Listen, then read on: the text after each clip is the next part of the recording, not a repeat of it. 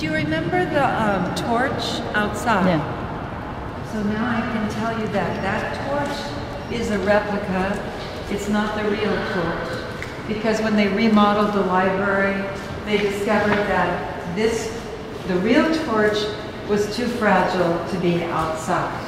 So this is the real deal, and it's made out of terracotta, so it's ceramic. So you can see that it has lots of cracks, and that's why this band is here to hold it together. I was looking at it with somebody about 5 days ago, and I noticed another crack that's right here, and that's quite a big one, I think. But it's terracotta, and again, it symbolizes passing along the torch of knowledge. And this paint is gold leaf. Gold leaf is a kind of paint, I don't know if you're familiar with that, where they actually take real gold, 14 karat gold, and they somehow make it into a liquid so that they can paint with gold. Mm-hmm. So when children come on tours, they always want to touch the gold part, which is great. But because of that, you can see that it's kind of disappearing. I think it will need to be, yeah. Why the snake in the base? Well, that's a good question, Bruno, right? The snake, we believe, is there because in biblical reference, there is a comparison between knowledge and good and evil. And of course, the snake representing the tree of knowledge that Eve ate the apple, and then she had the knowledge which was good but not so good. So, but it's a tough one to explain. Mm-hmm. Other than that, yeah. So people in America like snake or not? No, I think in Western culture, the snake is seen as powerful but evil, or possibly evil. Yeah, not good. Yeah. As knowledge is too, when it's used the wrong way. It can be threatening. Good and bad. And why do they put the snake other than like false or other things? I don't know. I think it was just the idea that be careful. Be careful with the knowledge. With knowledge, yes. Yeah. That's my guess. Now, in a minute we're going to see the new part of the library, and it's so very different in a way from the old. So I want you to see one example of what the library would have looked like if you'd come here in the 20s or 30s. So this is the Children's Literature Department. It used to be the History Department.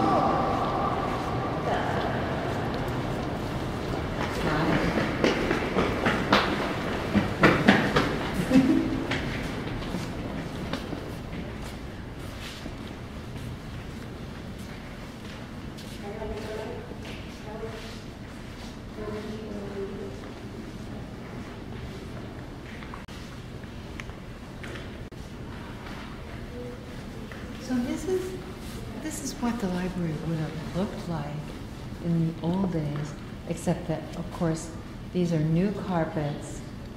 The tables and chairs are new, but they're replicas, and so are the lights. They're supposed to look like the old, exactly like the old furniture.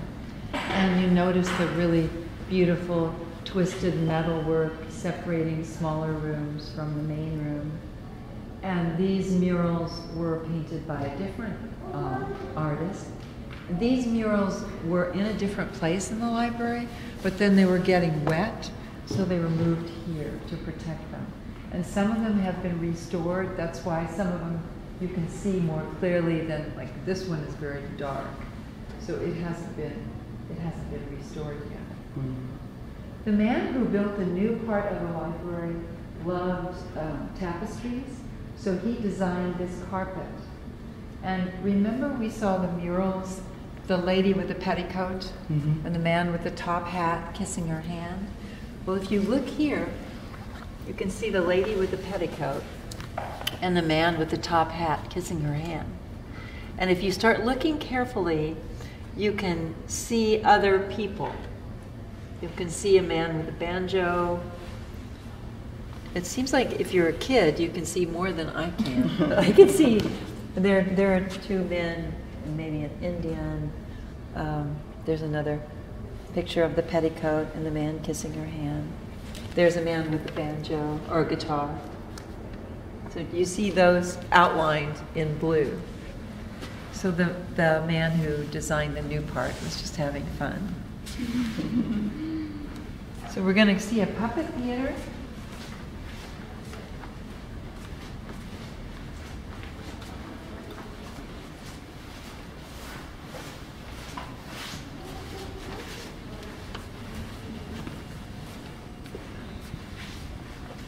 Same man painted all these ceilings.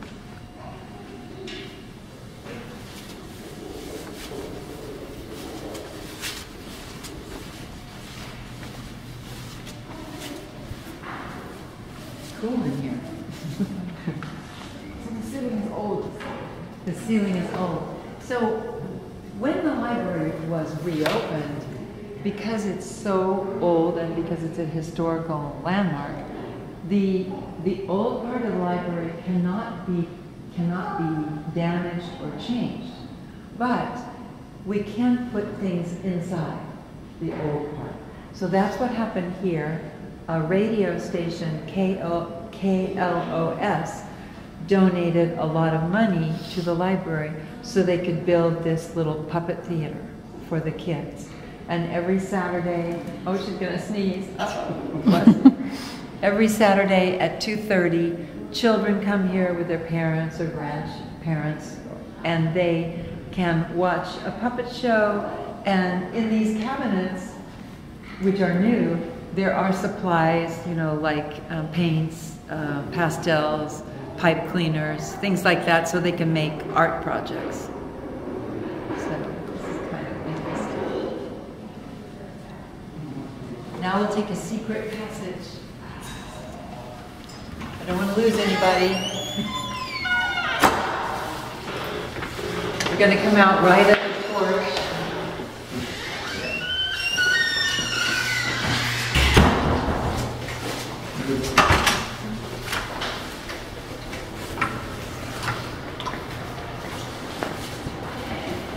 So everything you've looked at was built 1926 or soon after. And now we're going to go to the new part, because the library needed much, much more room. Yes. Okay, good question. So remember I said this whole room was card catalogs? So these are reminders of what it used to be like in the old days when you had to look at a card catalog. And the ones in white and the ones in pink or salmon color are still available, but these over here,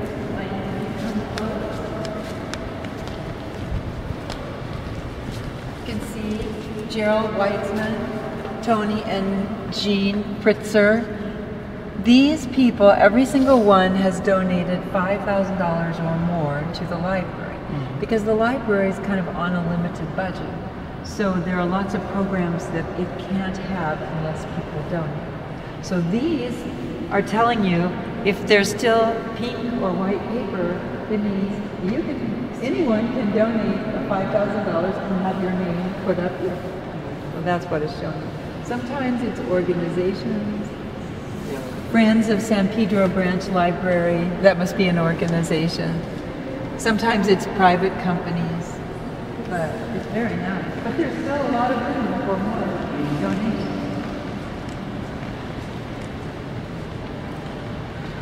This is a teen program in here, and it's wonderful because they're big beanbag chairs and state-of-the-art television screens and computers, and it's a place where teens can go after school and be safe.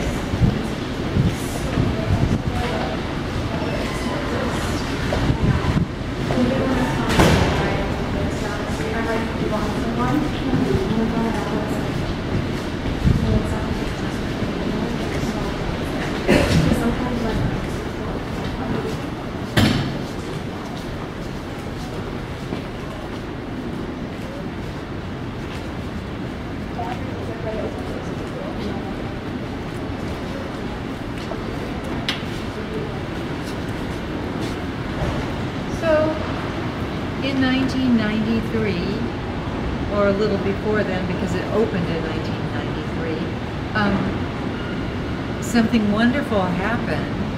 Remember, there was the fire, and that was not wonderful.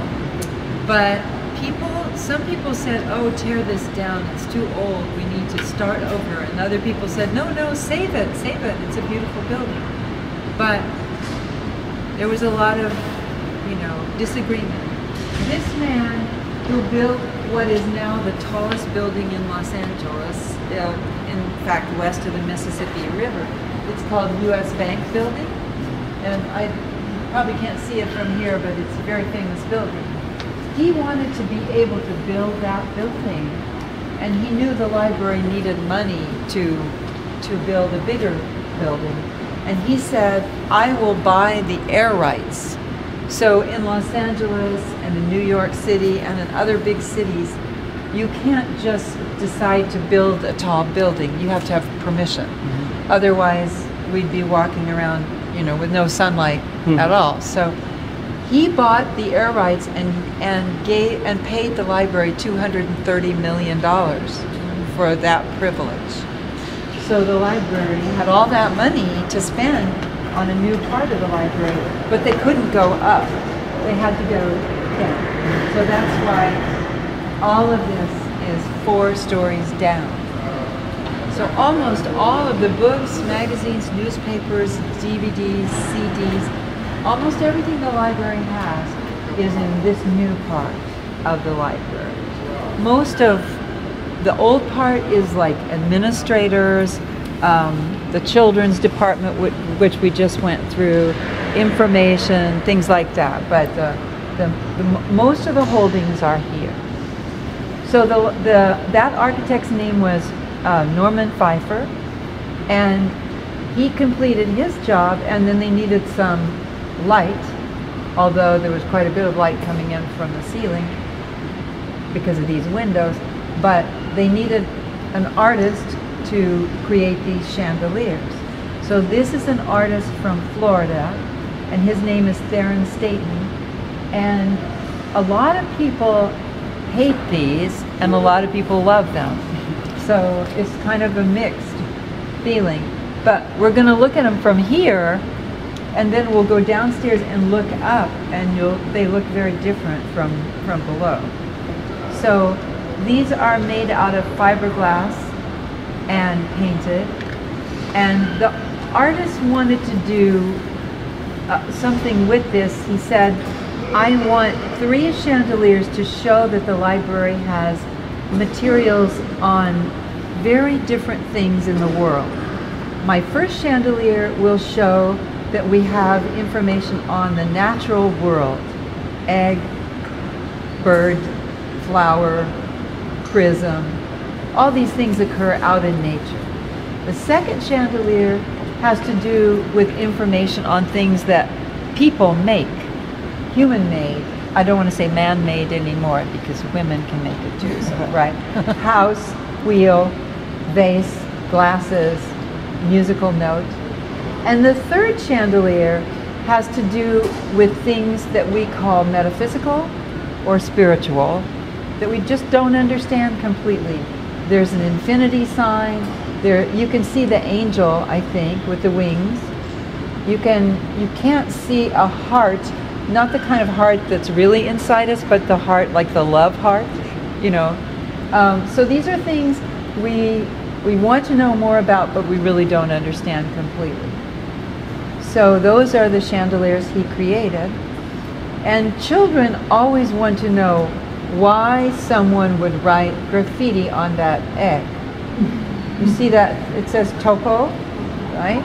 Not Toku. Right, so we asked the artist because we knew that he had written that, because we saw that from the very beginning. And he said, I wrote that graffiti to show if we are not careful, humans can have a bad effect on the natural world. So this is like littering, global warming, graffiti. So he did that to make a point.